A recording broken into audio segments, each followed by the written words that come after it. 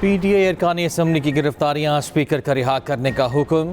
آئی جی اسلام آباد کو تمام گرفتار اراکین کو رہا کرنے کی ہدایت۔ اسپیکر کی طلبی پر آئی جی سمیت دیگر پولیس حکام پیش۔ اجلاس کے دوران رولنگ دیتے ہوئے اسپیکر ایاز صادق نے کہا، کل جو واقع ہوا اسے پارلیمنٹ میں تیسرا حملہ سمجھتا ہوں۔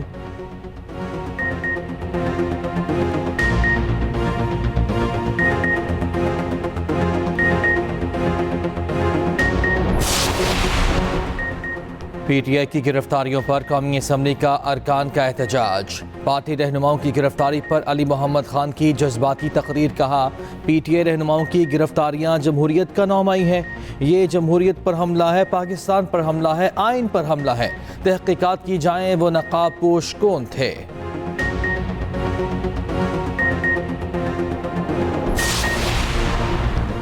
کل جو کچھ ہوا قانون کے مطابق ہوا، خواجہ آصف کا علی محمد خان کو جواب۔ کہا، کوئی پنجاب پر حملہ آور ہونے کا کہے تو کیا نتیجہ نکلے گا۔ رانا تنویر حسین نے کہا، علی محمد جتنے چیختے ہیں، اپنے بانی کو سمجھایا ہوتا تو حالات یہ نہ ہوتے۔ وزیر اطلاعات عطا تارڑ نے کہا، انہوں نے ماضی سے کوئی سبق نہیں سیکھا۔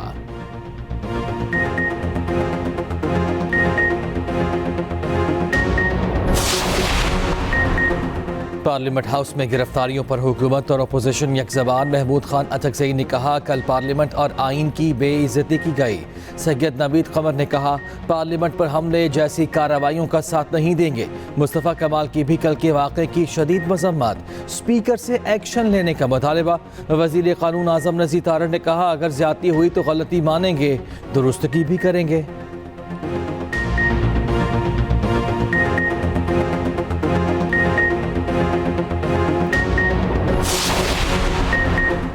ارسا ایکٹ میں ترمیم، سنتاس معاہدے پر تیسرا حملہ ہے۔ ارسا کو مشترکہ مفادات کونسل سے کیوں نکالا جا رہا ہے؟ پانی کی منصفانہ تقسیم بڑا مسئلہ۔ سینیٹر شرعی رحمان کا سینٹ میں اظہار خیال۔ کہا، ترمیم سے چیئرمین وفاقی حکومت کا ملازم بن جائے گا۔ نگران دور میں بھی سنتاس معاہدے پر حملے کی کوشش کی گئی۔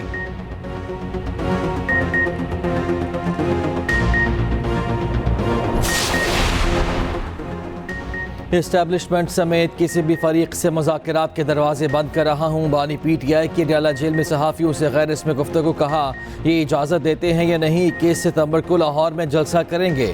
علی امین گنڈاپور نے قوم کے جذبات کی ترجمانی کی ہے، میں ان کے ساتھ کھڑا ہوں۔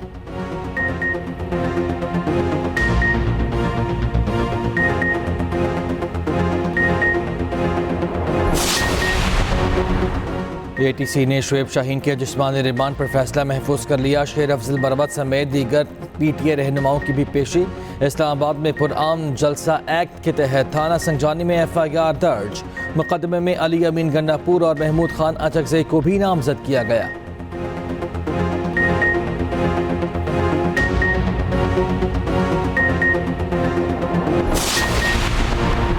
وزیر اعلیٰ علی امین گنڈاپور کی زیر صدارت پی ٹی آئی پارلیمانی پارٹی کا اجلاس۔ گزشتہ شب اپنی گمشدگی سے متعلق پارلیمانی پارٹی کو اعتماد میں لیا۔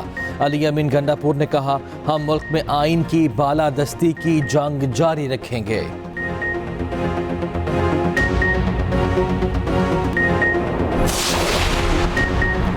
سپریم کورٹ ججز کی تعداد بڑھانے کا ترمیمی بل قومی اسمبلی میں پیش۔ ڈپٹی اسپیکر قومی اسمبلی نے بل قائمہ کمیٹی کے سپرد کر دیا۔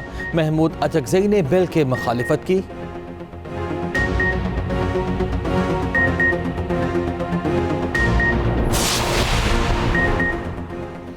تحریک انصاف کے ارکان پارلیمنٹ کی گرفتاریاں۔ پشاور میں پی ٹی آئی کارکنان کا اسمبلی کے باہر احتجاج۔ مظاہرین کا پی ٹی آئی ارکان کو رہا کرنے کا مطالبہ۔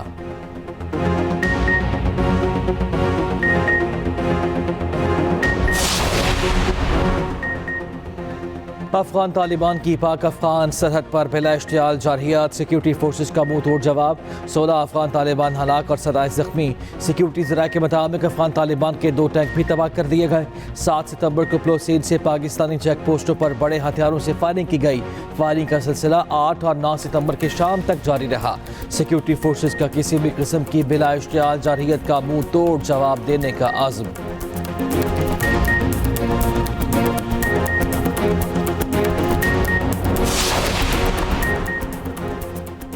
آصفہ بھٹو کو یوٹیلیٹی سٹورز بند کرنے پر تشویش، معاملہ قومی اسمبلی میں اٹھا دیا۔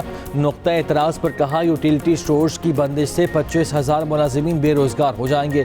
وفاقی وزیر رانا تنویر حسین نے کہا یوٹیلیٹی سٹورز بند نہیں کیے جا رہے، ری اسٹرکچرنگ کی بات کر رہی ہے، تمام سٹیک ہولڈرز کے ساتھ مشاورت کے بعد فیصلہ ہوگا۔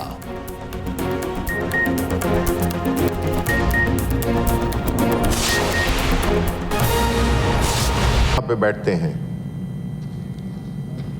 یہ بے توقیری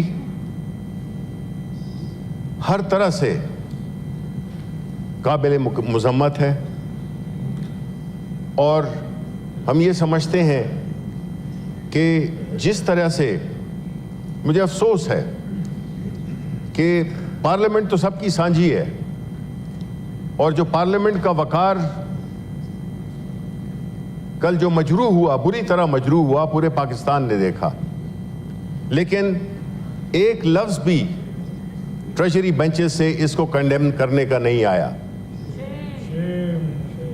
جو اگر آپ اس کا مطلب ہے کہ آپ انڈورس کر رہے ہیں جو واقعہ ہوا ہے، تو یہ بڑے افسوس کی بات ہے، اور آپ کو سوچنا چاہیے کہ اگر آپ کی جماعتیں سکڑ کے، سب سے پاکستان کی بڑی جماعتیں ہونے کے باوجود آپ سکڑ کے اتنی رہ گئی ہیں، تو اس کی کیا وجہ ہے؟ اس کی وجہ یہ اس قسم کی چیزیں ہیں جو کہ آپ کرتے ہیں، کیونکہ آپ نے عوام کو چھوڑ دیا ہے اور آپ صرف ذاتی مفادات کی تگدوں میں لگے ہوئے ہیں۔ دوسری طرف یہ ایوان، جس کو کہ میرا خیال ہے کہ ایک ریزولوشن پاس کرنا چاہیے تھا کہ جو بھی ہوا ہے ہمارے لوور ہاؤس میں، اس کی شدید مذمت کرنی چاہیے ایز اے پارلیمنٹیرین، چاہے وہ سینٹ کے ہوں، چاہے وہ نیشنل اسمبلی کے ہوں، چاہے وہ پروونشل اسمبلیز کے ہوں، وہ پارلیمنٹیریس کہلاتے ہیں اور وہ عوام کے نمائندے ہوتے ہیں۔ اور عوام کے نمائندے کون ہوتے ہیں؟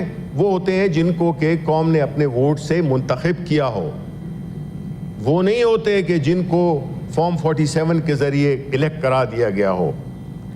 اسی وجہ سے شاید اس پارلیمان میں ان لوگوں کی موجودگی جو کہ عوام کے حقیقی نمائندے نہیں ہیں، اسی وجہ سے، اس شدت سے اور اس جذبے سے اس واقعے کو کنڈیم نہیں کیا گیا۔ اب یہ پارلیمان ایک ایسا فورم بنا دیا گیا ہے جس میں کہ عوام کے لیے بات کم، اور کس طریقے سے ایسے قوانین بنائے جائیں جس سے کہ پاکستان تحریک انصاف کو دیوار کے ساتھ لگایا جائے۔ دیکھیں، آپ مانیں یا نہ مانیں، پاکستان تحریک انصاف اس ملک کی سب سے بڑی سیاسی جماعت ہے۔ وہ 8 فروری کو بھی ثابت ہوا باوجود تمام مشکلات کے، اور وہ 8 ستمبر کو بھی ہوا۔ اس ہاؤس نے بڑی جلد بازی میں ایک ایسا قانون پاس کیا جس سے کہ جو بنیادی طور پہ اگر آپ کچھ عرصہ آگے جائیں، ہم تو آج بھی سمجھتے ہیں، اور جو سمجھنے والے ہیں اس کو آج بھی سمجھتے ہیں کہ وہ ہمارے ہاں جو ہوئے قوانین پاس ہوئے ہیں، ان میں سے سب سے شرمناک قانون جو پاس ہوا ہے وہ یہ ہے، کیونکہ یہ پارلیمان نے اپنے پاؤں پہ خود کلہاڑی ماری ہے۔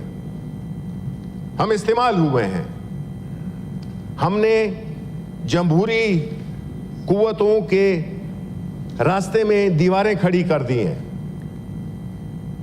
ہم نے دیکھا کہ ابھی ادھر بیٹھے ہوئے تھے کامرس منسٹر، میں ان سے پوچھتا کہ پاکستان کے جو ایکسپورٹس ہیں، پاکستان کا جو ٹریڈ ہے، یہ کنٹینرز کراچی میں ہونے چاہیے تھے، یہ کنٹینرز ادھر ہونے چاہیے، ایکسپورٹس کے لیے استعمال ہونے چاہیے تھے۔ یہ کنٹینرز آپ نے پاکستانی عوام کے گرد ایک ایسا محاصرہ کر لیا ہے جس سے کہ نہ تو آپ کی ایکسپورٹس، لیکن آپ اس پہ خوش ہیں کہ جی ہم نے روک لیا، ہم نے اس ملک، اس شہر کو بڑا محفوظ کر دیا۔ تو جو قانون آپ نے پاس کیا تھا ہم اس کے شامل نہیں ہیں۔ پاکستان تحریک انصاف اس میں بالکل شامل نہیں تھی، بلکہ ہم نے اس کو رد کیا تھا، اور اس کی بنیادی وجہ تھی کہ یہ قانون ہم آج کے لیے نہیں بنا رہے، انہوں نے تو آج کے دن کے لیے بنائے ہیں کہ پاکستان تحریک انصاف کو